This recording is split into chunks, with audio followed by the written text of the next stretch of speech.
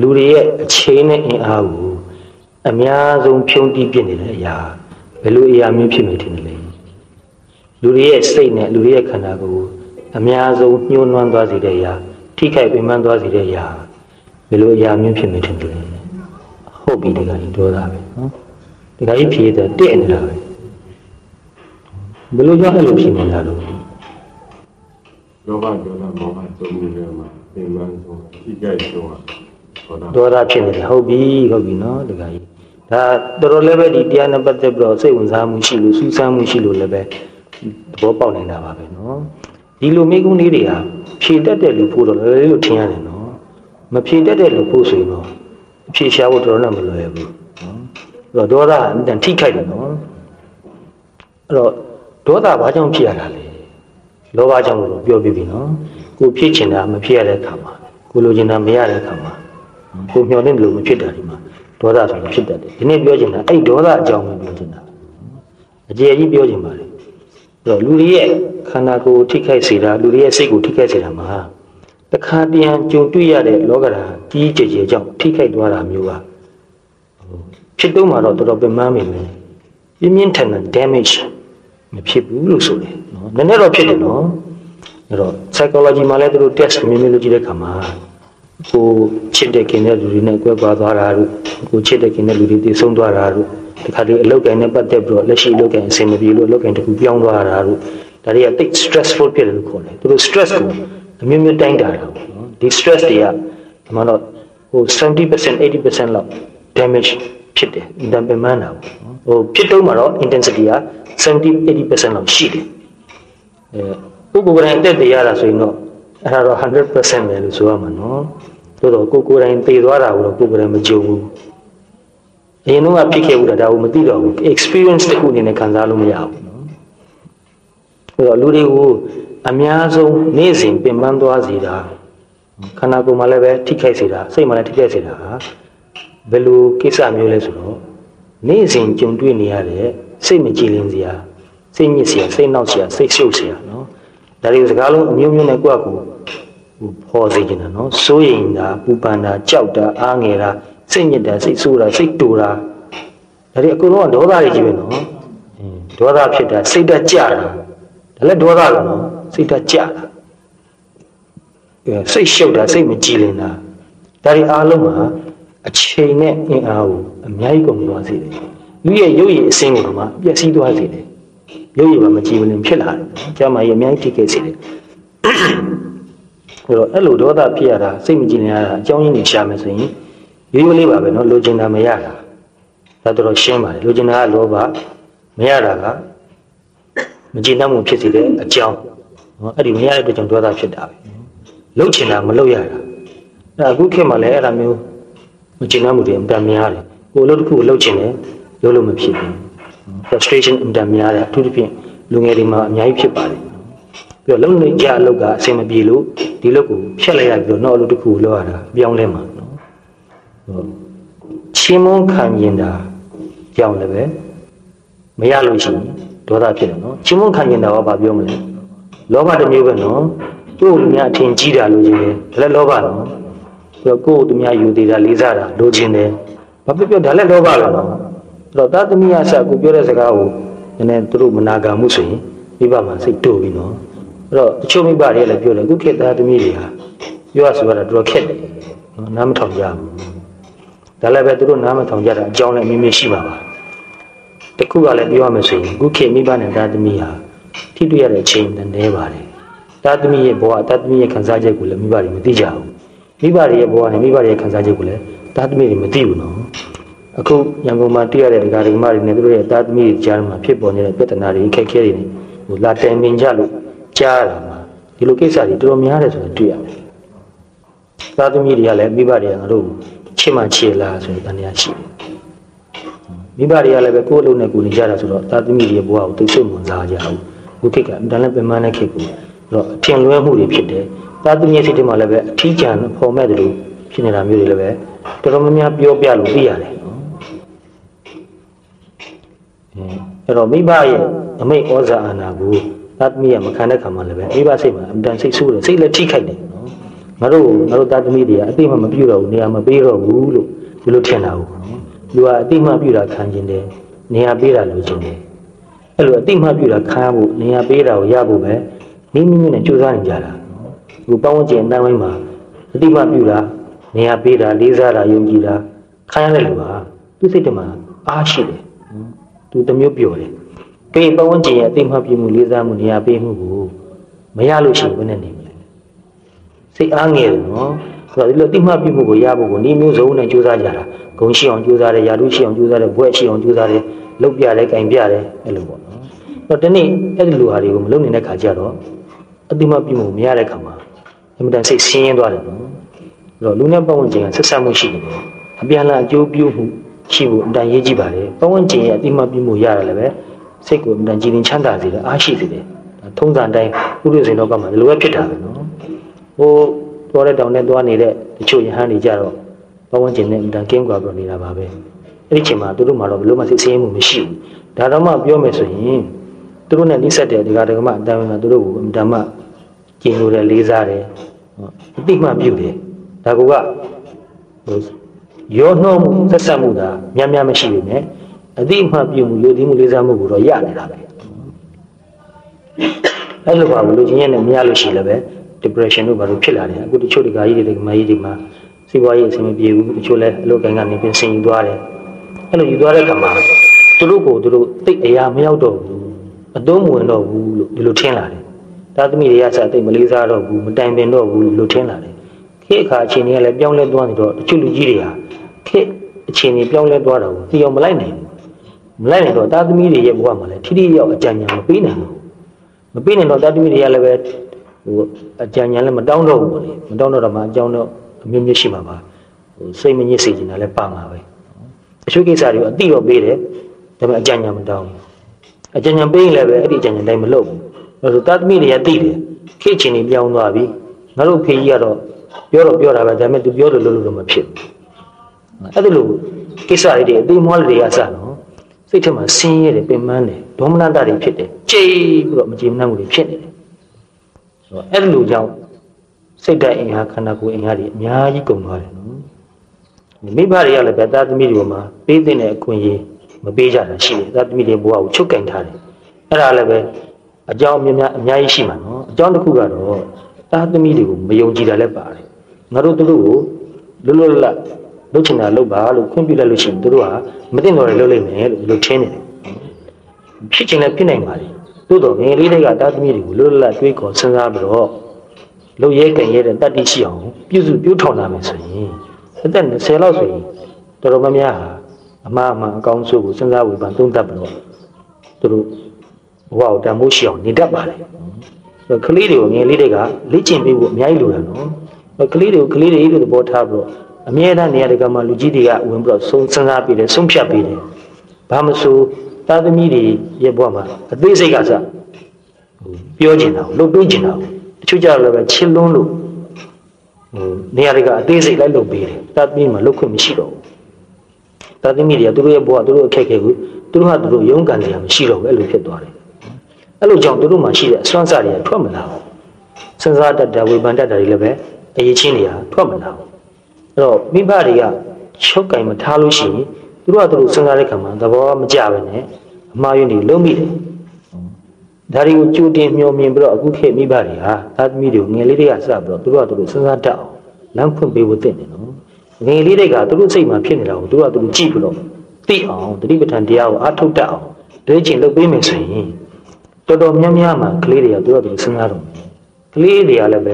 လူကြီးတွေရဲ့လေးစားမှုယုံကြည်မှုကိုလိုချင်တာနော်အဲ့တော့မိဘကငါတို့ကိုလေးစားတယ်ယုံကြည်တယ်တန်ဖိုးထားတယ်စိတ်ချတယ်အားကိုးတယ်အဲ့လိုဟာမျိုးကိုရသွားပြီဆိုရင်သူတို့တော်တော်ကိုစဉ်းစားတယ်နော်ဒါဘုန်းကြီးဒီဘုန်းကြီးကိုယ်တိုင်ကလေးတွေနဲ့ထိတွေ့မှုနှိစက်မှုအများကြီးရှိပါတယ်သူတွေမတွေလည်းအများကြီးရှိတယ်တပည့်တွေလည်းအများကြီးရှိတယ်အဲ့တော့သူတို့ဘဝကိုရင်းရင်းနှီးနှီးတေချာဆွေးနွေးကြည့်တဲ့အခါမှာသူတို့မှာကောင်းကျင်စိတ်အများကြီးရှိတာတွေ့ရတယ်လူကြီးတွေကသူတို့ကိုလေးစားပြီးတော့တဖြည်းဖြည်းလမ်းစားလေးတွေဖော်ပြီးတော့အားပေးသွားမယ်ဆိုရင်တော်တော်ကိုကြိုးစားလာတယ်အင်မတန်ထင်းသိမ့်ပါတယ်ခါလီတနာစရာတော့ကောင်းတယ်သူတို့ကိုယ်တိုင်လည်းပြောတယ်ကိုယ့်ဘဝကိုတာဝန်ယူရတာနည်းတဲ့တာဝန်မဟုတ်ဘူးသူတို့နားလည်အောင်ပြောပြတော့ကိုယ့်ဘဝကိုတာဝန်ယူတော့ကိုယ့်ကိုစဉ်းစားတော့ကိုယ့်ကိုဆုံးဖြတ်တော့ လောတဲ့ကိုကြီးရှိရင်တော့ပြောပေးမယ်ဒါပေမဲ့နေရာတွေကတော့မဆုံးဖြတ်ပေးတော့ဘူးမဆုံးဖြတ်ပေးခြင်းလို့မဟုတ်ဘူးတချို့နေရာတွေမှာကိုကြိုက်နေသူကြိုက်သူမှမဟုတ်ဘူးကိုခက်နေသူခက်မတူဘူးအဲ့တော့ဘယ်လိုပဲအခြေခံပြောလိုက်ရတယ်ဆိုတော့ကျမ်းမာရေးမထိခိုက်ဘူးဆိုရင်မိမိရဲ့ဂုဏ်သိက္ခာမိမိရဲ့အကျင့်သီလမထိခိုက်ဘူးဆိုရင်ကြိုက်တာလို့ပါချွင်းချက်ကနှစ်ခုပဲပေးလိုက်တယ်နော်အများကြီးမချုပ်ကျတော့ကျမ်းမာရေးမထိခိုက်စေနဲ့အကျင့်သီလဂုဏ်သိက္ခာမထိခိုက်စေနဲ့အဲ့ဒါကလွယ်ကြိုက်တာလို့ပါအဲ့လိုဆိုတော့သူတို့တောင်းဝန်သူတို့ကိုအပြည့်ယူခိုင်းတယ်နော်အဲ့လိုကမှဒီကလေးတွေကတော်တော်ကိုစဉ်းစားလာတယ်တချို့ကပြောတယ်အဲ့လိုခွင့်ပြုလိုက်ရင်တော့အကုန်လုံးသူတို့အရန်လုပ်တော့မှာပဲတဲ့အဲ့ဒါဘာကြောင့်လဲဆိုတော့ငယ်လေးတွေကစဉ်းစားခွင့်မပေးလို့ပဲအဲ့တော့အခုတလောရန်ကုန်မှာမိဘနဲ့သားသမီးဒီလိုသဘောထားကိုးလဲမှု gap နဲ့ပတ်သက်တာခဏခဏကြားရမိဘတွေကသူတို့သားသမီးတွေခေါ်လာတယ်ခေါ်လာတော့တပည့်တော်သားသမီးကိုဆုံးမပါဗျာလာအပ်တယ်နော်အဲ့တော့တော်တော်ပြောရခက်တော့တယ်ဆုံးမရဆိုတာဘာအိဗယ်လဲမင်းတို့မိဘစကားကိုတွေ့မသိနာခံပါလို့ဒီလိုပြောပြလိုက်ရမှာလားဒီဘုန်းကြီးကတော့အဲ့လိုပြောမှသူမဟုတ်ဘူးနော်ဒီဘုန်းကြီးကဘယ်လိုပြောမှဆိုတော့ကိုယ့်ဘဝကိုတန်ဖိုးထားပါကိုယ့်ဘဝကိုအကောင်းဆုံးဖြစ်အောင်ကြိုးစားပြီးနေပါဒါပဲပြောချင်တာဒါလေးအခြေခံမလို့ပဲသူတို့စဉ်းစားတောင်းလမ်းညွှန်ပေးလိုက်တာပေါ့လေနော်အဲ့ဒါလို့စိတ်မကြည်လင်စရာတွေဟာလူတိုင်းရဲ့ဘဝမှာနေ့စဉ်ကြုံတွေ့နေရတယ်ဒီနေ့တစ်နေ့လည်းကြုံတွေ့ရတာတွေကနည်းမှမဟုတ်ဘူးအလုပ်များများလို့လေလူများများနဲ့ဆက်ဆံလေဒါများများတွေ့ရလေပဲကိုယ်အိမ်နဲ့ကိုနေတဲ့လူကတော့ဒါတွေ့ရမှာမဟုတ်ပါဘူးနည်းမှာပေါ့လေဒါတော့မှမိသားစုနဲ့တော့တွေ့ရအောင်အပြင်ထွက်မယ်လုပ်ငန်းကြီးကြီးလုပ်မယ်လူအများကြီးနဲ့တွေ့မယ်ဆက်ဆံမယ်ဆိုရင်တော့စိတ်မကြည်လင်စရာစိတ်နှောက်ယှက်ဖြစ်စရာတွေအများကြီးတွေ့ရမှာပဲအဲ့လိုမကြည်လင်စရာနှောက်ယှက်ဖြစ်စရာတွေကိုတွေ့တိုင်းဒေါသနဲ့ပောက်ကွဲမယ်ဆိုရင်ဘာဖြစ်မလဲအမှန်တန်ပဲမှန်းတော့မှာနော်အမှန်တန်ပဲမှန်းတော့မှာဒါကြောင့် aggravation is an ever present threat တမန်ကအင်္ဂလိပ်လိုလေးတွေမှတ်စုလေးတွေရေးထားတာပါဒါလေးကိုအခြေခံကြောရိုးဖြစ်နေထားပြီးတော့အတိတ်ပဲဖြည့်ပြောသွားဖို့ရတချို့တရားဓမ္မတွေကလည်းနှမျိုးဖြစ်နေတယ်တရားဓမ္မပြိတ္တထမှာတချို့ကလည်းအရှင်ဘုရားဟောတဲ့အခါအင်္ဂလိပ်လိုတွေများလုံးလို့တပည့်တို့နားမလဲမကြိုက်ကြဘူးတချို့ကြတော့လည်းအဲ့လိုအင်္ဂလိပ်လိုလေးပါတဲ့ကြောင့်တပည့်တို့ကောင်းကောင်းသဘောပေါက်သွားတယ်ဆွဲသွားတယ်အဲ့တော့နှမျိုးဖြစ်နေတဲ့အတွက်ကြောင့်သိခံကြဖို့တော့ပြောရမှာနော်အင်္ဂလိပ်လိုနားမလဲတဲ့တချို့တရားကြီးတွေဓမ္မကြီးတွေကတော့ဓမ္မလိုအတိတ်ပဲဖြည့်ပြောတဲ့ထက်မှာလိုအပ်တာတွေအတိတ်ပဲဒီကုလုံးပါပါတယ်တော့ aggravation ဆိုတာကအဲ့လိုစိတ်မကြည်လင်စရာကိစ္စတွေနော်ဘဝကျင်မှာ is an ever present threat နော် threat ဆိုတာကိုယ့်ကိုအန္တရာယ်ဖြစ်စေတာထိခိုက်စေတာနော်အများအားရှိနေတယ်ဟုတ်တယ်လားမဟုတ်ဘူးလားဟုတ်တယ်နော်ကိုယ့်စိတ်ကိုမခံကြအောင်ဆင်းရဲအောင်နောက်အောင်စိတ်တူအောင်အဲ့လိုလုပ်နေတဲ့ကိစ္စတွေဟာနေ့စဉ်ပတ်ဝန်းကျင်မှာရှိတယ်It is a companion you have to learn to handle and to live with. အဲ့လိုစိတ်တူစရာစိတ်မကြည်စရာကိစ္စလေးတွေဟာအများအားရှိတဲ့အတွက်ကြောင့်ဒါကိုဘယ်လိုကင်တွယ်ရမလဲဆိုတာကိုကနီလန်းရှာရမယ်နော်အကယ်၍သူ့ပယ်ရှားလို့ရမယ်ဆိုရင်လည်းပဲပယ်ရမှာပေါ့နော်ကဲပယ်လို့မရဘူးဆိုရင် learn to live with သူနဲ့ပဲဖြစ်အောင်နေသွားရမှာပဲနော်လောကကြီးဟာကိုယ်စိတ်တိုင်းကြဖြစ်အောင်ကြိုတင်ဖန်တီးထားပြီးတော့ကိုယ်အလားကိုစောင့်မျှော်နေတာမဟုတ်ဘူးနော်သူဟာသူဖြစ်ရှင်တယ်လို့ဖြစ်နေတဲ့လောကကြီးဒီထက်မှကိုကမွေးဖွားလာတာကိုကဒါကိုနားလည်ပြီးတော့ adapt လုပ်နေသွားမှာပဲအဲ့တော့ဒေါသဖြစ်တဲ့အခါမှာစိတ်မတည်ငြိမ်မှုတွေအများကြီးဖြစ်တယ်စိတ်ရောက်ရက်ခတ်တယ်စိတ်တူတယ်အဲ့တော့ less aggravation means less unrest and less rushing အဲ့တော့စိတ်တူတာနည်းသွားလို့ရှိရင်စိတ်တည်ငြိမ်မှုပိုရှိလာမယ်နော်စိတ်မငြိမ်သက်မှုကနည်းသွားမယ်စိတ်တူတဲ့လူဟာစိတ်တူတယ်ဆိုတဲ့ကိုကစိတ်မရှိဘူးဆိုတဲ့အဓိပ္ပာယ်ပါနေပြီနော်အဲ့တော့ဘယ်အရာကိုဖြစ်ဖြစ်သူကအရင်စလိုလုပ်မိတတ်တယ်မှားတတ်တယ်စကားတွေလုံသွားတတ်တယ်တော့ဒေါသဖြစ်เสียစိတ်တူเสียစိတ်မကြည်เสียနဲ့တွေ့တဲ့ခါမှာကိုယ်စိတ်ကိုအရင်ကိုဒီချကြည့်လိုက်ပါတတိလေးနဲ့ကြည့်လိုက်ပါအရင်လည်းပြောခဲ့ဘူးလေပါဠိလိုဆိုရင်ဘုရားဟောတာတဒေါသံဝါစိတ်တံတဒေါသံစိတ်တံတိဝဇာနာတိဒေါသနဲ့တကွာဖြစ်သောစိတ်ကိုဒေါသနဲ့တကွာဖြစ်သောစိတ်ကို၍သိ၏ဒီထက်ရိုးအောင်အဓိပ္ပာယ်ပြန်ရင်တော့ဒေါသစိတ်ကိုဒေါသစိတ်ကို၍သိ၏ ဒေါသစိတ်ကိုလို့ဆိုလိုက်ကြတယ်နော်ငါဒေါသကိုလို့အတိတ်မဆိုးလုံးနော်ငါမပါဘူးဒေါသကိုကြည့်တတ်တဲ့အလေးချင်းကိုမများလို့ရှိရင်တခါတလေဒေါသစိတ်တော်လေးနည်းနည်းလေးပေါ်လာတယ်မြင်နေချက်ချင်းအဲ့ဒါကိုမြင်လိုက်တဲ့အခါမှာကိုကမဖန်တီးပြီးနဲ့ဖြစ်လာတယ်ပါလားဆိုတော့ကောင်းကောင်းသိတယ်သူလိုမကြတဲ့အာယုန်လေးတစ်ခုနဲ့တွေ့တဲ့အတွက်ကြောင့်ပြုံးနေတဲ့ဒေါသလေးတစ်ခုကပေါ်လာတယ်နော်အဲ့လိုမြင်လိုက်တဲ့အခါမှာဒီဒေါသဟာငါမဟုတ်ပါလားဆိုတော့ပူရှင်းတယ်ဒေါသနဲ့ငါနဲ့တခြားစီဖြစ်သွားရင်အဲ့ဒေါသကို handle လုပ်ရတာအင်တန်လွယ်သွားတယ်နော်အဲ့ဒီတစ်ခုကိုသဘောပေါက်ဖို့အင်တန်ရေးကြည့်တယ်ဘယ်လိုကိလေသာဖြစ်ဖြစ်ငါဆိုတဲ့တက္ကာယတ္တိအထောက်ပံ့ကိုရရင်အားပူကြီးတယ်ငါဆိုတဲ့တက္ကာယတ္တိအထောက်ပံ့ကိုမရလို့ရှိရင်သူသိအားမကြည့်ဘူးနော်ဖြည့်ကြောလည်းမရှိဘူးဖြစ်တဲ့အင်အားလည်းပဲသိမကြည့်ဘူးမြန်မြန်နဲ့ပြေးသွားတယ်နော်အဲ့တော့စိုးရင်တာပူပန်တာလဲဒေါသပဲနော်ဒေါသဆိုတဲ့လို့သူတစ်ပါးကိုမခံကြအောင်ပြောတာတခုတည်းလို့ဒီလိုမြူစတင်တယ်နော်ကိုကြာမကြီးနဲ့ပတ်သက်တာဖြစ်ဖြစ်အလောက်ကနဲ့ပတ်သက်တာဖြစ်ဖြစ်တခုခုနဲ့ပတ်သက်ပြီးတော့သွားကဖြစ်နေတာစိုးရင်နေတာဒါတွေအားလုံးကဒေါသပဲအဲ့လိုဒေါသဖြစ်တဲ့အခါမှာကိုခန္ဓာကိုယ်မှာဘယ်လိုခံစားရတယ်လဲအဲ့ဒါလေးကိုသိချကြည့်ပါခန္ဓာကိုယ်ပူလာတယ်ချွေးတွေပြန်လာတယ်အသက်ရှူတာမြန်လာတယ်နှလုံးတွေခုန်လာတယ်ဒီချိန်မှာစိတ်ကလည်းမငြိမ်တဲ့အတွက်ကြောင့်စဉ်းစားတာတွေးခေါ်တာဖြည်းဖြည်းအေးစစ်စစ်အစီအစဉ်တကြမဖြစ်တော့ဘူးရောက်ရက်ခပ်ပြီးဟိုရောက်ဒီရောက်ဖြစ်နေတယ်အစီအစဉ်မရှိတော့ဘူးကြောင့်ဒေါသဖြစ်လို့ရှိရင်စနစ်မရှိတော့ဘူး discipline မရှိတော့ဘူးအဲ့လိုဒေါသနည်းသွားလို့ရှိရင် you have fewer fears and fewer worries ဒေါသနည်းသွားလို့ရှိရင်ကြောက်တာလည်းနည်းသွားတယ်အမှန်တော့ကြောက်တာလည်းဒေါသပဲ worries ကလည်းတောကလည်းဒါလည်းဒေါသပဲနော်အဲ့ဒေါသဖြစ်တာကိုသိတာများလာလေလေကြောက်တာစိုးရင်တာတဖြည်းဖြည်းနည်းလာလေလေနော်စိုးရင်တာကိုသိလေလေစိုးရင်တာနည်းသွားလေလေအဲ့ဒါတကယ်လက်တွေ့လက်ကြည့်မှပဲသိမယ်အခု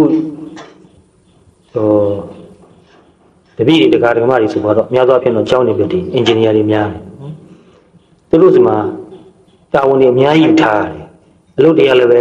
ဘယ်တော့မှမှန်းထားတဲ့အချိန်မှာမပြီးဘူးအများအား target date ကလွန်သွားတာကြီးပဲများတာပေါ့နော်လူချင်းနဲ့ပစ္စည်းမရတော့လို့အလုပ်သမားမရတော့စသည်ဖြင့်အလုပ်တွေကအမြဲတမ်းrush လုပ်ရတာဆိုတော့ဒီစိတ်ပင်ပန်းန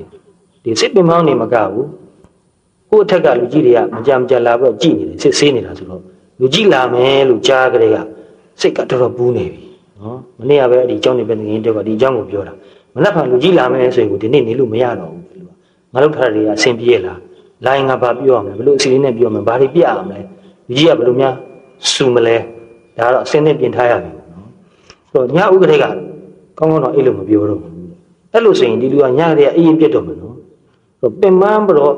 စိတ်ဓာတ်အင်အားခန္ဓာကိုယ်အင်အားလည်းကုန်မယ်ညမှာလည်းပဲအေးဝအောင်နည်းနည်းချက်အဲ့လိုမရဘူးအိပ်ပြတ်မယ်နောက်နေ့မနေ့ကျတော့လည်းပဲအစောကြီးသူအဲ့ရကနိုးကလေးကပူနေပြီးတော့အကိုင်းများနေပြီနော်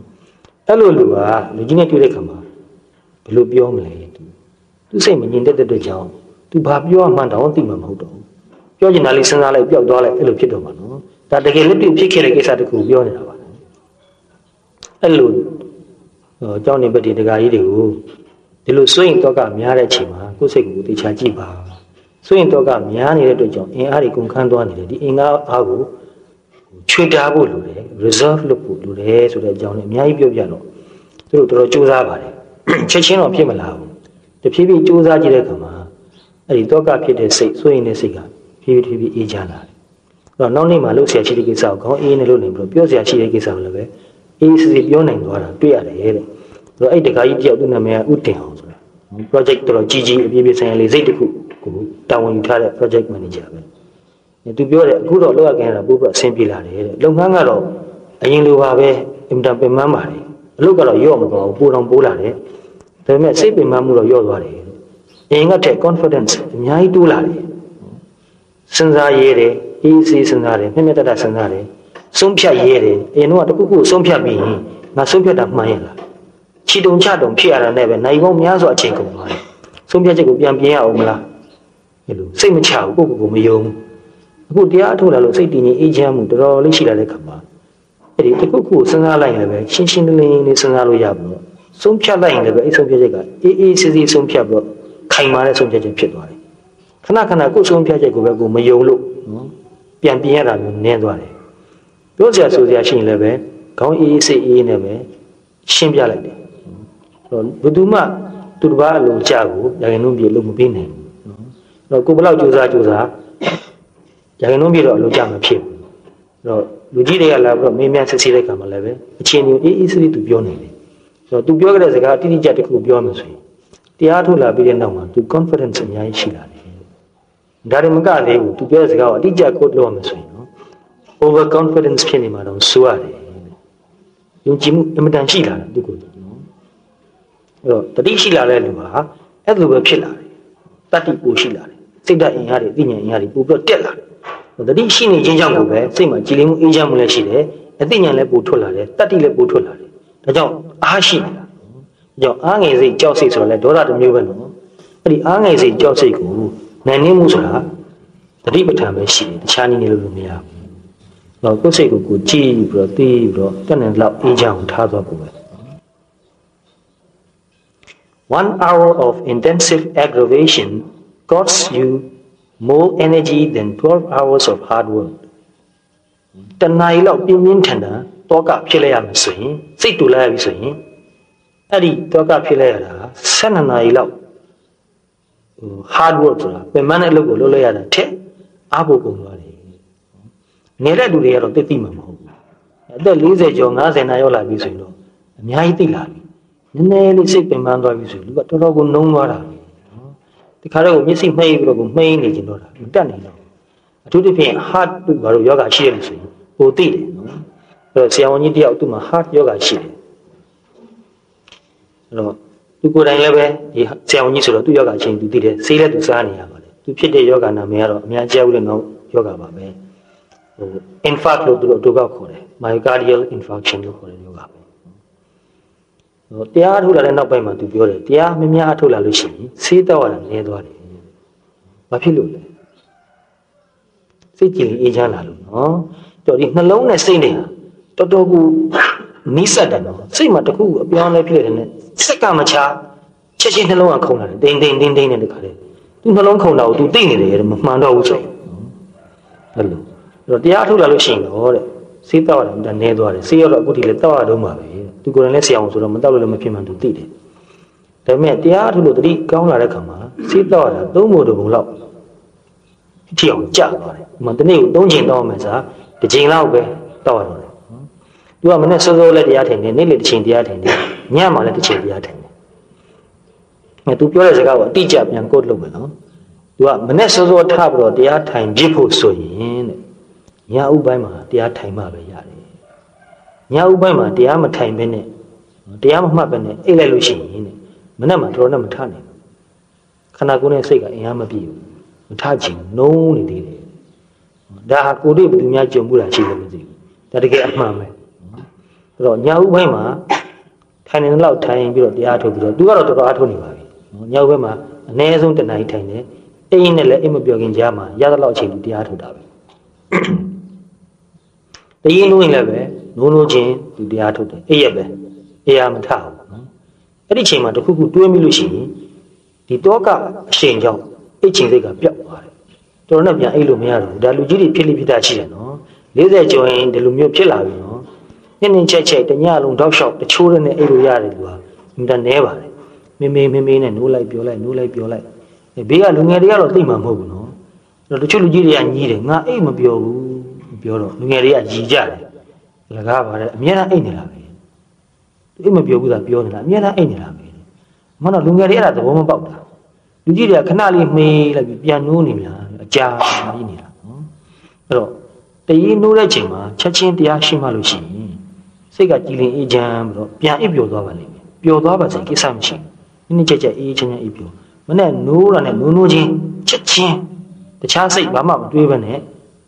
အိပ်ရက်ကလေးပဲနိုးပြီလို့သိတယ်နေပြန်နဲ့ချက်ချင်းတရားထုတ်ပါမတွေးပါနဲ့တွေးလိုက်လို့ရှိရင်တောကဖြစ်เสียတယ်ရောက်သွားလိမ့်မယ်နော်အဲ့တော့တောကဖြစ်တဲ့အရှိန်ရမနေဖို့အမှန်တန်ရေးကြည့်ပါလေဘယ်ကိစ္စဖြစ်ပြီးအရှိန်ရရင်အရှိန်အုံတိုင်းသွားတာနော်အဲ့ဒါကိုပဲပဋ္ဌာန်းနေတယ်မှာတော့အာသေဝနာပစ္စယောလို့ဟောတာအလေးအချင်းများနေဖြစ်ဖို့ရလွယ်သွားတယ်နော်ကောင်းတာဖြစ်ဖြစ်ဆိုးတာဖြစ်ဖြစ်ဒီတိုင်းပါပဲအဲ့တော့အဲ့တကာကြီးကမြောက်ဥပိုင်းနဲ့ဒီလိုပဲတရားထုတ်ပြီးတော့အိတ်တယ်တရေနိုးလည်းတရားထုတ်တယ်မနဲ့နိုးချင်းတရားထုတ်တယ်ပြီးရင်တော့မျက်နှာတစ်ဖျားရှိခိုးပြီးတော့တရားထိုင်သေးတာပဲနော်ဒီမျက်နှာတစ်တာဖျားရှိခိုးတာတွေလည်းအားလုံးကိုတတိနဲ့ကပ်ပြီးလှုပ်သွားတာပဲ ပြီးရင်တမနဲ့ခင်လုံးသူစေုံသွားပြီးတော့လှုပ်ရှားရှိတဲ့တာဝန်တွေလုပ်ရတယ်ပြီးတော့အခုခေတ်ဆရာဝန်ကြီးတွေလည်းတနာဖို့တန်ကောင်းပါတယ်စေုံမှာလုပ်ပြီးုံနဲ့သူတို့အလုပ်ကမပြီးသေးဘူးညနေကျတော့ဘာလုပ်ရသေးလဲစေကန်းတစ်ခုခုမှသွားပြီးတော့အလုပ်တစ်ခုဆက်ပြီးတော့လုပ်ရသေးတယ်နော်မတက်နိုင်ဘူးနော်သူတို့မှလုပ်မှပဲဖြစ်တော့တယ်ဘဝချင်းကြီးအဲ့တော့သူကဘယ်လိုပြောလဲဆိုတော့နေ့လေ7 နာရီတနေ့လောက်မှတပြီးတော့တရားမထိုင်လို့မဖြစ်ဘူးဗျာရအောင်အချိန်ယူပြီးတော့ဒါကိုတရားထိုင်တယ်မဖြစ်တဲ့နည်းနဲ့ရအောင်ယူရတာအဲ့ဒီနေ့လေ7 နာရီတနေ့လောက်မှတရားမထိုင်လိုက်ရလို့ရှိရင်ပြီးတော့ညနေပဲအလုပ်ဆက်လို့မဖြစ်တော့ဘူးသူက one out ဖြစ်သွားတယ် run down ဖြစ်သွားတယ်နော်အဲ့ရင်ကုန်ခန်းပြီးတော့ခြေလက်တွေမသိနိုင်ဘူးအဲ့တော့နေ့လေသမစားပြီးတော့ဘလောက်အရေးကြီးပြီးဖြတ်ထားတာပြတ်တော့ကိုပြောထားတာအဲ့ဒီအချိန်မှာငေါ့လာမခုံနဲ့မလုပ်နိုင်ဘူးအဲ့သူကတနေရာလေးမှာအေးအေးဆေးဆေးသူတရားထိုင်တယ်ဒီခါစီလက်ခဏလေးနားနေနေအပန်းဖြေလိုက်တယ်ပြီးရင်နေ့လေနေကင်းလိုလို့ဆက်လုပ်သွားရောအဲ့ညနေကျရင်လည်းပဲအဲ့လိုပဲတရားထိုင်ပြီးမှအိတ်သွားတာနော်အဲ့ကြားထဲမှာသူပြောတဲ့ကိစ္စတွေတခုကိုအင်မတန်အရေးကြီးတဲ့ကိစ္စတွေတခုကိုပြောချင်တယ်သူစီလာတဲ့လူနာတွေဟာဆင်းရဲတဲ့လူလည်းရှိတယ်ချမ်းသာတဲ့လူလည်းရှိတယ်ဟိုယာရုအဖြစ်နေတဲ့လူလည်းရှိတယ်ကြီးတဲ့လူလည်းရှိတယ်အဲ့တော့ချမ်းသာတဲ့လူယာရုကြီးတဲ့လူအဲ့လိုလူနာတွေရောက်လာတဲ့ခါမှာသူတို့အလိုကျကျင့်တတ်အောင်တော်တော်ကြိုးစားပြီးလုပ်ပေးရတယ်နော်သူတို့ပြင်ယာရုကြီးတဲ့လူဆိုရင်ပိုစိုးရင်တော့ကိုယ့်ဘာမှအလိုမကျမြန်ဖြစ်သွားမလားဆိုတာအဲ့လိုစိုးရင်နေရတဲ့ခါမှာဒီစိုးရင်စိတ်ကြီးလာလို့ရှိရင်ပူပြီးပြရာခတ်လာတယ်အမူအရာတွေကမငြိမ်သက်တော့ဘူးမေးတာကစားစကားတွေမှားကုန်တယ်နော်လူနာပြန်ပြောတာကိုလည်းတခါလေမကြားသလိုဖြစ်သွားလို့နောက်တစ်ခါထပ်မေးရလို့ဖြစ်သွားတော့မိကုန်းတစ်ခုနှစ်ခါမေးရတယ်ဆိုရင်ကိုပဲအခုနပြောတာနားမထောင်ရဲ့လေကိုဆိုတဲ့အပြစ်တင်တဲ့စိတ်မျိုးဟာတစ်ဖက်သားမှာဖြစ်သွားပြီလားဆိုတာတွေးပူသွားရောအဲ့လိုပူသွားရင် agitation ပုံများလာပြီနော်အဲ့တော့တော်တော်အမှားယွင်းဖြစ်တော့မယ်အဲ့လိုတစ်ခါတည်းတော့တတိလွတ်သွားတာပါနော်ဆိုရင်စိတ်ကအားကြီးသွားတာပေါ့ဆေးရည်ကိုစုပ်တာတော့လူနာကိုတေချာဆေးထိုးဖို့ရပြင်ဆင်ပေးလိုက်တာပြီးတဲ့အခါတတိလေးနဲ့တေချာလေးဆေးကိုထိုးလိုက်တယ်သူကတော့တေချာပြောပြနေတာပဲဒီ syringe ကိုတေချာတွန်းပြီးတော့ဆေးကိုညှစ်သွင်းပေးလိုက်တာပြီးရင်ဒီအခလေးကိုပြန်နှုတ်လိုက်တာပြီးတော့အဲ့ဒီနေရာမှာခေါင်းလေးနဲ့ပုတ်ပေးလိုက်တာတွေကစအသေးစိတ်သူတီးပြီးတော့မှတ်ပြီးတော့လုပ်တဲ့အခါလေးရှိတယ်အဲ့လိုလုပ်ပြီးသွားရင်လည်းပဲတတိနဲ့လုပ်လို့ရှိရင်အစီအစဉ်လေးကသူ့ကြားတယ် rush မလုပ်ဘူးမမြန်ဘူးနေ့တော့နည်းနည်းနေတယ်သူတော့အမှားမရှိအေးစီစီ step by step သူလုပ်သွားနေတာဒါကိုလုပ်နေတဲ့အချိန်မှာလည်းတတိကရှိတယ်ဒါလုပ်ပြီးရင်လည်းမလုပ်ရမယ်ဆိုတာချက်ချင်းသိနေတယ်သိမစဉ်းစားရအောင်နော် step တစ်ခုနဲ့တစ်ခုဟာအလိုလိုပဲတွားနေတာပဲအဲ့လိုခါမှာတဲ့ဆေးထိုးပြီးလို့ဆေးတောက်ဆေးပေးစရာရှိတယ်ဆိုရင်ဆေးပလင်းကိုလှမ်းယူတာတစ်ခါလေကြည့်စရာတော့မလိုဘူးတဲ့တစ်ချက်ကြည့်လိုက်တဲ့လက်ကဆေးပလင်းစီရောက်သွားတယ်တတိလွတ်တဲ့ခါမှာအဲ့ဒီမျက်စိရှိရဆေးပလင်းကိုတော့မှတစ်ခါလေမမြင်ဘူးဟိုပလင်းကန်ဒီပလင်းကန်နဲ့သူ့မှာအလုပ်တွေရှုပ်နေတာမှားကုန်တတ်တာတတိရှိနေတော့တဲ့လက်ကဆေးပလင်းရှိတဲ့နေရာကိုအစင်းသိမ်းရောက်ပြီးလို့တဲ့ဆေးပလင်းလက်ထဲမှာပါလာတယ် magic လို့ဖြစ်နေတာနော်တတိရှိနေအဲ့လိုဖြစ်တာအဲ့တော့အဓိကပြောချင်တာကဘာလဲဆိုတော့သူပြောတဲ့စကားကိုကိုယ်ပြန်လုပ်မယ်နော်အတိအကျသူပြောတဲ့စကားလုံးတတိမရှိတဲ့ခါမှာတဲ့လူနာရဲ့အရှိန်ဝါကသူ့ကို overwhelm လုပ်သွားတယ်ဒီစကားကိုတေးသေးချာချာသဘောပေါက်စေချင်တယ်တတိရှိနေတဲ့ခါမှာတော့တဲ့လူနာရဲ့အရှိန်ဝါကသူ့ကို overwhelm လုပ်လို့မရဘူးဒီ overwhelm ဆိုတဲ့စကားလုံးကသူကိုယ်တိုင်သုံးလိုက်တဲ့စကားလုံးပဲနော်သူတော့သူဥပါဒီစကားလုံးသူတော့သူသုံးတာကိုပြန်သုံးပြတာပါအဲ့ဒီအတိတ်ပဲပါတယ်လို့ overwhelm လွှမ်းမိုးသွားတာနော်သူများအရှိန်ဝါကကိုယ်လွှမ်းမိုးသွားတယ်နော်တတိလွတ်သွားလို့ရှိရင်သူများကိုလွှမ်းမိုးတယ်နော်တတိရှိနေသူတစ်ပါးကိုလွှမ်းမိုးလို့မရဘူးဘယ်ဟာကြိုက်တယ်လဲအဲ့တော့သူတစ်ပါးကိုလွှမ်းမိုးသွားတဲ့အချိန်မှာကိုယ်စိတ်အခြေအနေဘယ်လိုရှိလဲနည်းနည်းလေး inferiority feeling သဘောမျိုးနော်နည်းနည်းလေးစိုးရင်စိတ်ကြောက်စိတ် fear anxiety ရှိလာပြီနော်အဲ့ဒီစိတ်လေးကိုပြန်ကြည့်စမ်းပါဒီလို fear anxiety နဲ့ inferiority feeling ဖြစ်တဲ့ကမှာသူစိတ်က dignity ရှိသလား dignity မရှိဘူးနော် dignity ကိုဒီဘုန်းကြီးတော့နားလည်လွယ်အောင်ပါတာမရမှာဆိုတော့တည်ကြည်မှုခံရမှုလို့ပဲဆိုပါတော့နော်ငြိမ်သက်မှုတည်ကြည်မှုခံရမှုသူ့ကိုယ်သူယုံကြည်မှု confidence မရှိဘူးနော်တတိလွတ်သွားလို့ရှိရင်ကိုယ့်ကိုယ်ကိုယုံကြည်မှုနည်းသွားတယ်နော်စိုးရင်စိတ်ကြောက်စိတ်အားငယ်စိတ်တွေဝင်လာတယ်တတိရှိလို့ရှိရင်ကိုယ့်ကိုယ်ကိုယုံကြည်မှုရှိနေတယ်စိုးရင်စိတ်ကြောက်စိတ်အားငယ်စိတ်မရှိဘူးသူ့ကိုတေချာအာယုံဆိုင်ပြီးတော့ကျင့်တတ်အောင်ဒီတစ်ဆက်အကုန်လုပ်ခဲ့တယ်ကိုယ့်ဘက်ကတတ်တယ်တော့အကောင်းဆုံးလုပ်တယ်နော်သူကျင့်တတ်တာမကျင့်တတ်တာတော့အကောင်းဆုံးမှထဲ့ကိုမထားတော့ လုံးဝမစံစားဘူးအဲ့ဒါဟုတ်ငါတက်နေတော့အကောင်းဆုံးဖြစ်အောင်လုပ်ပေးလိုက်ပြီဆိုတဲ့ယုံကြည်မှုလည်းကိုမှရှိတယ်ကျင့်ရလားဆိုတဲ့အတွေးတော်ကောင်းမှမပေါ်လာဘူးဆိုတော့ဒီစိတ်နှစ်ခုဘယ်လောက်ခြားနာလဲဆိုတာကိုသဘောပေါက်စေချင်တာနော်ဒါကြောင့်ခဏခဏအိမ်นู้ကလည်းမေးဘူးတယ်တတိရှိနေတဲ့ခါမှာဖြစ်ပေါ်နေတဲ့စိတ်ရဲ့အခြေအနေနဲ့တတိမရှိတဲ့ခါမှာဖြစ်ပေါ်နေတဲ့စိတ်ရဲ့အခြေအနေဒီနှစ်ခုခြားနာခြင်းကိုသိချကြည့်ပါသိချကြည့်တယ်လို့မြင်သွားလို့ရှိရင်ဘယ်လိုနေရရင်အကောင်းဆုံးဖြစ်မလဲဆိုတာကိုကိုယ့်အကူတွေ့ပါလိမ့်မယ်အဲ့ဒီဆရာဝန်ကြီးကသူ့ကိုယ်တိုင်တွေ့ကြုံသူအဲ့လိုပြောပြတာပါဒါအမြဲတမ်းမှတ်သားထိုက်ပါတယ်ကိုဒီကနေ့ရှိတာကြိုက်ကြတဲ့လူကြီးပဲနော်ကြီးလေးလေးအေးချမ်းချမ်းကြောက်စိတ်ဆိုရင်စိတ်အာငင်စိတ်မရှိဘဲနဲ့အေးစစ်စစ်လှုပ်သွားနိုင်တာကိုလူတိုင်းလူကျင်တာပဲနော်အဲ့လိုလှုပ်သွားလို့ရှိရင်စိတ်မှလည်းအေးချမ်းမှုရှိနေတယ်ရုပ်ကလည်းပဲအေးချမ်းမှုရှိတယ်ကြက်တည်တဲ့မျိုးရှိတယ်ခံညာမှုရှိတယ်တရားအထုတ်တာလေ့ကျင့်များတဲ့လူဆိုရင်တယောက်နဲ့တယောက်အကဲခတ်ကြည့်သိနိုင်တယ်ဥပမာလမ်းလျှောက်သွားတာမြင်တော့မှတတိနဲ့လမ်းလျှောက်သွားရင်ခြေလားမြင်တန်မှုရှိတယ်နှေးတာမြန်တာပဓာနမဟုတ်ဘူးနော်တခါလေအရေးကြီးတဲ့ကိစ္စရှိလို့တွတ်နဲ့တွားတာလည်းရှိပါတယ်ဒါပေမဲ့တတိလေးနဲ့တွားတဲ့ခါမှာအဲ့ဒီခြေလမ်းတွတ်တာထဲမှာကိုပဲတမျိုးတည်ငြိမ်မှုတွေပါနေတယ်အဲ့ဒါအကဲခတ်တိုင်မတွေ့တယ်အဲ့တော့ကိုတော့အများဆုံးသိတာပေါ့နော်Aggravation lowers your irritation threshold. Irritation threshold. Threshold ဆိုတာကြော်စရာအခါအတားလေးတစ်ခုပြောတာနော်။ဒီကားပေါ်မှာတကားခုံတယ် threshold လို့ခေါ်တာ။အဲ့တော့ irritation ကတက်လာလို့ရှိရင်သူခံနေတဲ့အတိုင်းအတာတစ်ခုလုံးတဲ့ခါမှာကြော်ပြီးတော့အပြင်ဘက်ကိုထွက်လာတယ်ဆိုတော့ပောက်ကွဲမှုဖြစ်လာတယ်နော်။အဲ့တော့နေ့စဉ်အသေးမွားဒီစိတ်တူစရာသဘောမကျစရာတွေကကြုံတွေ့နေရတာနော်။တတိရှိလို့ရှိရင်အဲ့ဒီ irritation threshold ကမြင့်နေတယ်။သူပောက်ကွဲပြီးတော့ထွက်မလာဘူး။တိလိုက်ပြီးပျောက်သွားတာပဲနော်။တတိနည်းသွားလို့ရှိရင်မဖြစ်မလဲ။ဒီ threshold ကညော့သွားတယ်။ညော့သွားရင်မဖြစ်မလဲ။အသေးမွားလေးမဖြစ်စလောက်ကလေးရလည်းပဲသူ့စိတ်ကိုအများကြီးဒေါသဖြစ်စေတယ်။အများကြီးစိတ်တူသွားစေတယ်။အဲ့တော့အဲ့လိုအသေးမွားလေးနဲ့ခဏခဏစိတ်တူတတ်တဲ့လူကိုသူ့ပတ်ဝန်းကျင်မိသားစုဖြစ်ဖြစ်လုပ်ပေါ်ကိုင်ကိုဘက်ကဖြစ်ဖြစ်ဘယ်လိုသဘောထားမလဲ။သူ့ဘက်မှာလေးစားမှုမရှိတော့အလကားအသေးအမွှားကိစ္စလေးတွေနဲ့နေ့တိုင်းပဲတဆူဆူလုပ်နေတာအလကားပါကွာသူ့စကားလေးထားနေဖို့မလိုပါဘူးဒီလိုဖြစ်သွားတာနော်သတ္တမယဆအလကားနားကြီးတယ်လူညှိတတ်တယ်နော်အဲ့တော့ကိုကမဖြစ်စလောက်ကိစ္စနဲ့စိတ်တူမယ်ဆိုရင်ကိုအပြစ်ပဲဆိုတာနားလည်ဖို့အရေးကြီးတယ်နော်အဲ့ဒါသဘောပေါက်ဖို့အမှန်တန်အရေးကြီးတယ်ဟိုသူများကိုကြည့်ပဲအပြစ်ရှာပြီးတော့မဖောက်ခွဲဖို့ရ It ensures that minor events will have an easier time toppling you. Toppling ဆိုတာဂျုံပြန်တော့လုပ်လိုက်တာနော်အဲ့တော့ irritation threshold ကနှိမ့်သွားလို့ရှိရင် minor events အသေးမွားကိစ္စလေးဟာ will have an easier time toppling you တင်းကိုလောလောကူကူလေးဂျုံပြန်တော့လုပ်လို့ရတယ်အဲ့တော့ဘယ်ဟာကြိုက်တယ်လဲစဉ်းစားကြည့်ပါလားနော်အဲ့တော့ကိုကမဖြစ်စလောက်ကိစ္စလေးနဲ့စိတ်တူမယ်ဆိုရင်ကိုလည်းပဲစိတ်မကြည်တော့ဘူးနော်ခဏခဏအဲ့လိုတူမှဆိုကိုယ်အင်အားကြီးအများကြီးကုန်သွားမှာအဲ့တော့ကိုကစိတ်တူတာကိုခံလိုက်ရတဲ့လူကရောဒီလက်စိတ်မကြည့်တော့ဘူးအဲ့တော့သူနဲ့ကိုယ်နဲ့ဆက်ဆံရေးတော်တော်လေးပြည့်စည်သွားပြီနော်မရှောင်နိုင်လို့အတူတူနေချင်တာနေရမယ်သိပြီးတော့ close ဖြစ်တဲ့ relationship တော့မဖြစ်နိုင်တော့ဘူးရင်းနှီးမှုပွင့်လင်းမှုဖြစ်တဲ့ဆက်ဆံရေးပုံစံတော့မဖြစ်လာတော့ဘူးနော်အဲ့တော့ဒီလိုစိတ်ခဏခဏတူလို့ရှိရင်အင်အားအများကြီးကုန်တယ်နော်ပြီးတော့အချိန်လည်းအများကြီးကုန်တယ်ဘာဖြစ်လို့ဆိုရင်တခုခုကိစ္စကိုမကျင်တတ်တာရှိလာပြီဆိုရင်ဒီကိစ္စကိုပြန်တွေးတယ်တချို့ဆိုရင်မနဲ့ကလေးကမကျင်တတ်စရာတခုတိတိလေးဖြစ်လိုက်တာတနေ့လုံးပြောလို့မပြီးတော့မိုးချုပ်တီသွားရောနားထောင်တဲ့လူတွေကနားကြီးပြီးတော့ဆိုထွက်ပြေးခြင်းစိတ်ကိုပေါက်လာတယ်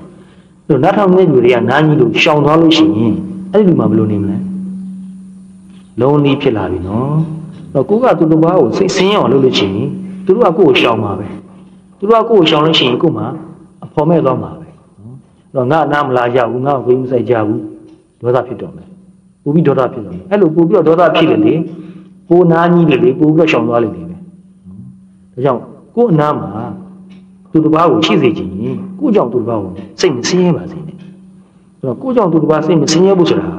ကို့စိတ်ဆင်းရဲတာကိုအရင်သိမှဖြစ်မယ်နော်မကျဉ်းနှံ့မှုဒေါသစိတ်တူတာဆိုတာဆင်းရဲမှုတစ်မျိုးနော်ကို့စိတ်ဆင်းရဲနေတာကို့စိတ်တူနေတာကိုသိပြီးတော့ကိုတာဝန်ယူရမယ် you must be responsible for yourself ကိုဒေါသဖြစ်တယ်သူတို့ကမဖောက်ခွဲပါနဲ့အဲ့ဒါတာဝန်မဲ့လွန်းတယ်နော် တော့ကိုဒေါသဖြစ်နေတာကိုစိတ်တူနေတာကိုယ့်ကိုသိပြီးတော့ကိုယ့်ကိုငြိမ်းချမ်းအောင်နေလိုက်ပါအကယ်၍ဖြစ်ခဲ့တဲ့ကိစ္စဟာတကယ်ပဲပြောမှဖြစ်မယ်ဆိုရင်လည်းပဲအပြစ်တင်တာပုတ်ခတ်တာနာကြည့်အောင်ပြောတာအရှက်ကွဲအောင်ပြောတာမျိုးမဟုတ်ပဲနဲ့အေးစီစီတိုင်ပင်ပြီးတော့ဒီပြဿနာကိုတို့နှစ်ယောက်ဘယ်လိုပြေလည်အောင်လုပ်ရမလဲတိုင်ပင်တဲ့သဘောနဲ့လုံးမှာပဲရရှိမှာအစဉ်ပြေသွားမှာနော်It narrows your awareness and makes you short-sighted or blind. ဆိုစိတ်တူနေပြီဆိုရင်တတိယနေသွားပြန်တယ်နော်ဒေါသကြီးလို့ရှိရင်တတိလက်လွတ်ဖြစ်တတ်တယ်မှားတတ်တယ်အဲ့တော့အများဆုံးမှားကြတာဒေါသဖြစ်တော့မှမှားတာပါနော်ဒေါသဖြစ်လို့ရှိရင်ရေရှိကိုမမြင်တော့အခုလောလောဆယ်သူ့စိတ်တူမှာဖြစ်နေဒေါသကိုဖောက်ခွဲလိုက်ရင်တော့ပြီနောက်ခါဘာပဲဖြစ်ဖြစ်ကိစ္စမရှိငါရင်ဆိုင်လိုက်မယ်ဆိုပြီးတော့အဲ့လိုမိုက်ကန်ကန်တော့ပြောကြတာနော်တကယ်တော့နောက်မှပြန်ပြီးတော့နောင်တရကြတာများပါဘူးအဲ့တော့တစ်ခုကိုဖောက်ခွဲလိုက်ပြီဆိုရင်သူ့နောက်ကလိုက်ရတဲ့အချိန်နဲ့အင်အားအများကြီးလိုက်ရတော့မှာနော်အဲ့တော့အချိန်နဲ့အင်အားဆုံးရှုံးမှုအများကြီးဖြစ်ပြီနော်အဲ့ဒီ time နဲ့ energy ကိုသိချရာလေးလေးနဲ့စဉ်းစားပါအလုပ်တစ်ခုလုပ်ဖို့ဆိုတာ time လို့လည်း energy လို့လည်းပို့ပြီးတော့လေးနဲ့တဲ့အလုပ်ကိုလုပ်ဖို့ဆိုရင်ပို့ပြီးတော့ time လို့လည်းပို့ပြီးတော့ energy လို့လည်းဟိုတပြည့်စီလှည့်တဲ့အလုပ်တော့ကတော့ကိစ္စမရှိဘူးနော်လေးလေးနဲ့အကြောင်းအတစ်ခုကိုလေ့လာတော့မယ်လေးလေးနဲ့တရားထုတ်တော့မယ်ဆိုရင် time ရှိမှ energy ရှိမှဖြစ်တယ်ဒါကြောင့် time နဲ့ energy waste မဖြစ်ဖို့ဟာတော်တော်ကိုသတိထားရလိမ့်မယ်ဒီ time နဲ့ energy ကိုအများဆုံး waste ဖြစ်နေတာကဒေါသပဲ It reduces your judgment စိတ်တူနေပြီဆိုရင်ဆုံးဖြတ်ချက်တွေမှားတော့မယ် causes you to make errors အမှားတွေလုံကျူးစေတယ် and spawns new aggravation နောက်ထပ်အခက်အခဲတွေပြဿနာတွေအရှုပ်ထွေးတွေဒေါသဖြစ်เสียတွေစိတ်မကြည်စရာတွေကိုဖြစ်စေတယ်အဲ့တော့ဒေါသဖြစ်เสียတစ်ခုနဲ့ဖောက်ခွဲပြီးတဲ့နောက်မှာနော်အဲ့ဒီစိတ်မကြည်စရာတွေနောက်ဆက်တွဲအများကြီးလိုက်တော့မယ်ဒါကြောင့်မဖောက်ခွဲမိဖို့ကိုအများကြီးသတိထားမှာနော်အဲ့တော့မကျင်တဲ့တာရှိရင်တပည့်တော်အောက်နေရမလားဆိုတော့အောက်နေတာကြာရင်ယောဂဖြစ်တယ်အဲ့လိုဆိုဘာလို့အောင်လေးလေးဆဆအပြန်လာတိုင်ပင်ပြီးတော့ညှိပါတာသမီပဲဖြစ်ဖြစ်တပည့်ပဲဖြစ်ဖြစ်အလုပ်သမားနဲ့ဆရာပဲဖြစ်ဖြစ်ခေါ်ပါအေးစီဆွေးနွေးပါတော့တိတ်ဒေါသကြီးနေပြီဆိုရင်ဘာမှမပြောနဲ့ခဏလေးအချိန်ဆိုင်ပါဟို cooling off ဆိုတဲ့ဘောမျိုးပေါ့နော်အချိန်လေးနဲ့ယူတော့နည်းနည်းအေးသွားအောင်လုပ်ပါတရားထိုင်ပါနည်းနည်းလေးစိတ်အေးသွားပြီဆိုမှဒီကိစ္စကိုဆွေးနွေးပါမဆွေးနွေးနဲ့ထားလို့တော့မဖြစ်ဘူးနော် Aggravation makes you nervous, flustered and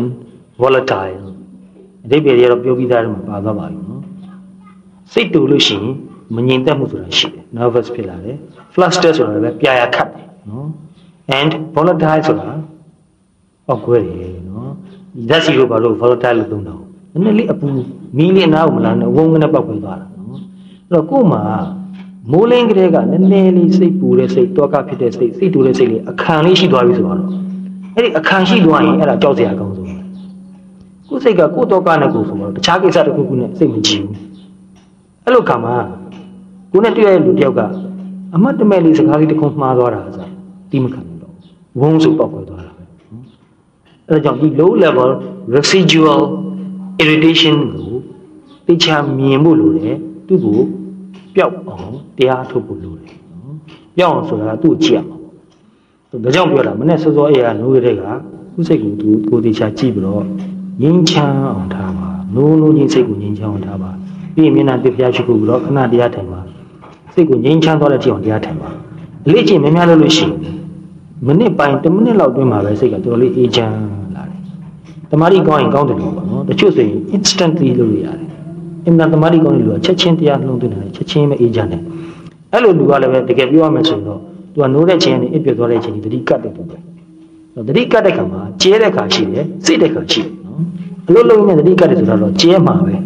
သို့တော့အဲ့ဒီကျဲလေးဖြစ်ဖြစ်တတိကတ်တဲ့နေပြီးတော့နေတဲ့လေ့ကျင့်ကိုရထားတဲ့သူဟာ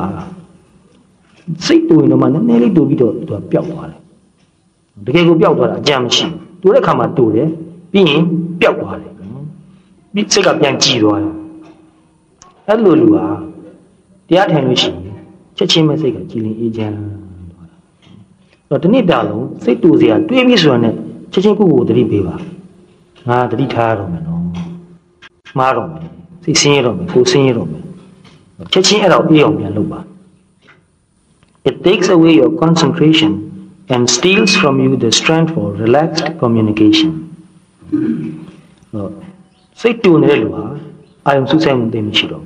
စိတ်မှမတည်ငြိမ်မဲဘူးစိတ်မတည်ငြိမ်တော့ concentration မရှိဘူးတမာတိကိုအင်္ဂလိပ်လိုတခါတလေ concentration လို့ဘာသာပြန်တယ်နော်တခါတလေလို့လည်း one pointedness လို့ဘာသာပြန်တယ် one pointedness ဆိုတာကအမှန်တော့ပါဠိစကားလုံးဧကဂတကိုတိတိကျကျဘာသာပြန်တာပါ one ဆိုတာဧကနော်ဧကဆိုတာ pointedness ကိုခေါ်တာပဲအဲ့တော့ concentration နည်းသွားပြီနော်အဲ့လိုဆိုရင်ဘာဖြစ်မလဲ it steals from you the strength for relaxed communication ခက်ခဲတဲ့ကိစ္စတခုပြဿနာတခုဆွေးနွေးတဲ့အခါမှာ relaxed communication ဖြစ်မှာကောင်းတယ်အေးအေးစစ်စစ်စိတ်ကလေးညီညီစစ်စစ်နဲ့သူပြောတာကိုလည်းဆုံးအောင်နားထောင်မယ်ပြီးရင်ကိုပြောချင်တာကိုအေးစစ်ဆုံးအောင်ပြောမယ်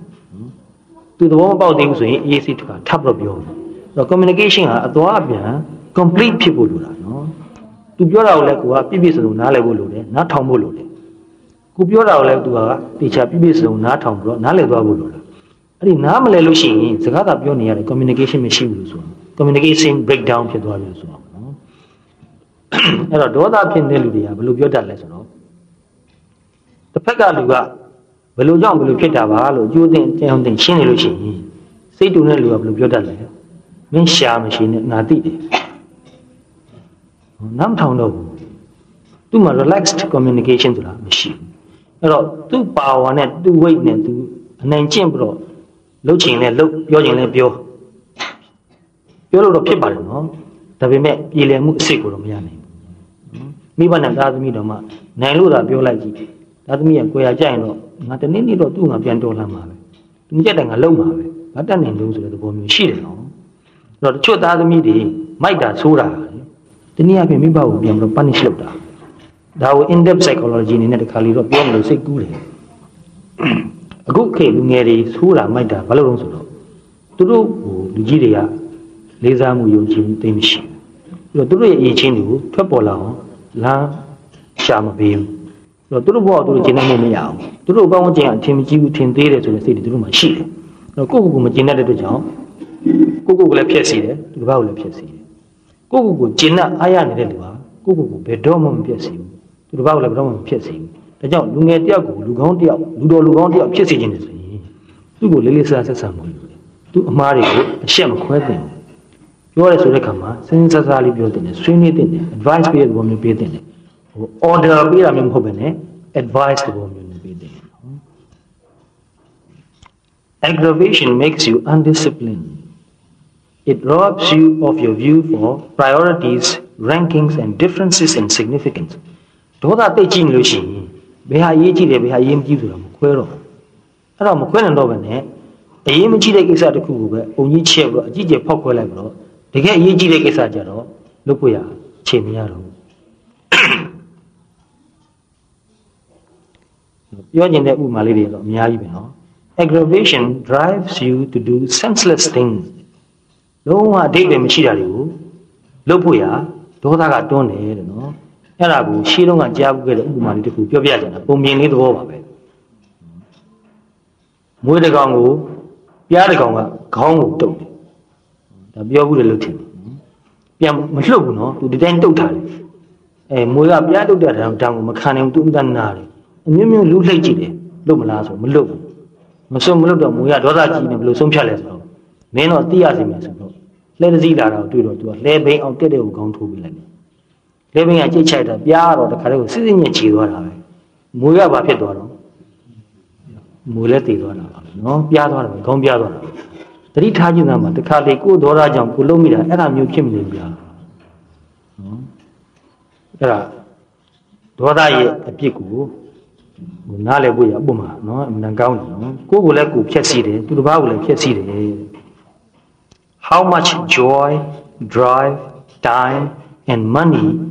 does aggravation take from you day in and day out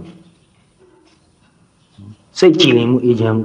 drive ဆိုတာကလှုပ်ချင်ကန်ကြီးစိတ်ဝင်စားမှု time အချိန် money ငွေနော်တနေ့ day in and day out ဆိုတာတနေ့ပြီးတနေ့နော်နေ့တိုင်းဒီဒေါသဒီစိတ်မကြည်မှု ကိုယ့်ရဲ့စိတ်ကြည်လင်အေးချမ်းမှုလည်းဖြစ်စီတယ်လုတ်ချင်ကံရင်စိတ်ကိုလည်းပဲဖြစ်စီတယ်အချိန်ကိုလည်းအများကြီးကုန်ခန်းသွားစေတယ်ငွေလည်းအများကြီးကုန်ခန်းတယ်အဲ့တော့သူ့ကိုတော်တော်သတိထားမှာနော်ကိုယ့်ဘဝကိုအများဆုံးဖြုံးတီးပြနေတာသူပဲဆိုတာအဲ့တော့ဒေါသဖြစ်တာနည်းသွားပြီးတော့စိတ်ကြည်လင်အေးချမ်းမှုနဲ့အချိန်အများရလာလို့ရှိရင်ဒီစိတ်ကြည်လင်ခြင်းအေးချမ်းမှုနဲ့ဒီ energy နဲ့ time ကိုတခြားကောင်းတဲ့နေရာမှာအသုံးချလို့ရတယ်အဲ့တော့ conserve your energy cultivate a greater sense of responsibility towards yourself ကိုယ့်ရဲ့အင်အားကိုချွေတာပါမဖြုံးတိပါနဲ့ကိုရှိတယ်ကိုမှရှိတယ်ကိုတာဝန်ကိုပို့ပြီးတော့တာဝန်ယူပါတာဝန်သိပါ greater sense of responsibility ဆိုတာအဲ့ဒါဘာလဲဆိုတော့ increase the expectations of your place upon your state of mind ငါစိတ်ကိုငါပို့ပြီးတော့ကြည်လင်အောင်အေးချမ်းအောင်ထားမယ်တောင်ကိစ္စနဲ့ငါစိတ်ကြည်လင်မှုအေးချမ်းမှုကိုအပြတ်မခံဘူးငါစိတ်ကြည်လင်မှုအေးချမ်းမှုပြတ်သွားလို့ရှိရင်ငါဟာကိုမှာတာဝန်မကျေရရောက်တယ်သူပြောတဲ့စကားအတိတ်ပဲနည်းနည်းအတိတ်ပဲကောက်နေတာနော်ကိုယ့်ပေါ်မှာကိုတာဝန်ရှိတယ်နော်အဲ့ဒါဘာလဲဆိုတော့ကိုဟာကိုစိတ်ချမ်းသာအောင်နေဖို့ကိုစိတ်ချမ်းသာအောင်ကိုယ့်ကိုနေဖို့ရကိုတာဝန်နော်အဲ့တော့ကိုယ့်ကိုစိတ်ချမ်းသာအောင်မနေဘယ်သူတာဝန်ပြတ်တယ်ကိုပဲတာဝန်ပြတ်ခွက်တာနော်အဲ့ဒါနားလဲဖို့ရနော်ဒီစကားကိုသိချစဉ်းစားပါလူတို့လိုပြောကြရင်ဆိုနင်တို့ကြောင့်ငါစိတ်ဆင်းရတာနင်တို့ကငါ့ကိုစိတ်ဆင်းအောင်လုပ်နေတယ်ဒီလိုပြောကြတာနော်အမှန်တော့အဲ့ဒါမှားနေတယ်ငါဟာငါစိတ်ချမ်းသာအောင်မနေတတ်တာလို့ပြောရင်ပုံမှန်တယ် Don't destroy yourself by constantly being worried and aggravated နော်အမြဲမပြတ်တောကတွေဖြစ်ပြီးစိတ်တူနေခြင်းအပြင်မိမိကိုယ်ကိုမိမိမဖြစ်စည်းပါနဲ့The time to put an end to the aggravation is ဒေါသကိုအဆုံးသတ်ဖို့ရအချိန်ဘယ်ချိန်လဲဆိုတော့ is today this very moment ဒီနေ့ဒီအချိန်ပဲဒီအချိန်မှာဒေါသကိုငြိမ်းချမ်းအောင်လုပ်ဖို့ရအချိန်အဲ့ဒါလေးကိုသတိထားဖို့ရအချိန်တိုင်းဟာဒေါသဖြစ်မလာအောင်ဖြစ်လာရင်လည်းအဲ့ဒေါသကိုငြိမ်းချမ်းအောင်လုပ်ရမယ်အချိန်နော်အဲ့တော့မြတ်စွာဘုရားတဒေါသံဝါစိတ်တံတဒေါသံစိတ်တံတိပဇာနာတိလို့ဒီလိုဟောထားတာမှာနော်ဒေါသစိတ်ကိုယူသိဤဆိုတာဘယ်အချိန်မှသိရမှာလဲဖြစ်တဲ့အချိန်မှသိရမှာနော်မဖြစ်ခင်ကြိုသိလို့လည်းမရဘူးဖြစ်ပြီးမှနောက်သိလို့လည်းမရဘူးသို့တော့ဖြစ်ပြီးမှနောက်ဒါကိုတွေးပြီးလို့စိတ်ဆိုးနေသေးတယ်ဆိုရင်တော့အဲ့ဒီအချိန်မှဖြစ်နေစိတ်ဆိုးတာကိုသိရမှာနော်အဲ့တော့ကြိုသိလို့မရဘူးလို့ဆိုပေမဲ့လည်းပဲအချိန်ဒီတစ်ခုမှဆိုတော့ဥမာမနက်ဖြန်ကလူတယောက်နဲ့တွေ့ရမယ်သူ့ငါကိစ္စတစ်ခုခိုင်းထားတယ်အဲ့လူကအဲ့ဒီကိစ္စကိုမလုပ်သေးဘူးမလုပ်သေးတော့အဲ့လူနဲ့တွေ့ရင်စိတ်ထဲမှာဘယ်လိုနေမလဲမကျေနပ်မှုတော့ရှိနေပြီနော်ရှိနေတော့သူနဲ့မတွေ့ရင်တည်းကစိတ်ထဲမှာမောင်းတင်ထားပြီဒီလူတွေ့ရင်တော့ငါကတော့ပြောရတော့မယ်နော်အဲသူနဲ့မတွေ့ရင်တည်းကတရက်နှစ်ကကြိုးပြီးတော့စိတ်ထဲမှာသူ့ကိုရန်တွေ့နေပြီအဲ့ဒါမျိုးနဲ့ပဲအင်အားဘလောက်ကုန်သွားလဲအချိန်ဘလောက်ကုန်သွားလဲနော်အဲ့တော့တကယ်သူနဲ့တွေ့တဲ့ခါကျတော့ပြောကြည့်ဆိုကြည့်လို့ရှိရင်ကိုထင်လို့မဟုတ်တာဖြစ်ချင်တယ်ဖြစ်နေပြီနော်ကိုထင်လို့ဟုတ်ရင်တော့မှကြိုတင်ပြီးတော့ဒီလောက်ကြီးဒေါသဖြစ်နေတာဘယ်သူမှနစ်နာတယ်ကို့မှာပဲနစ်နာတယ်နော်အဲ့တော့ဒေါသဖြစ်တိုင်းအဲ့ဒေါသကိုသိချကြည့်ပြီးတော့ချက်ချင်းငြင်းချအောင်လုပ်ပါနော်အချိန်တော့အခုဒီလောက်ပဲရလို့ဘယ်လောက်နဲ့ပဲတုံးနော်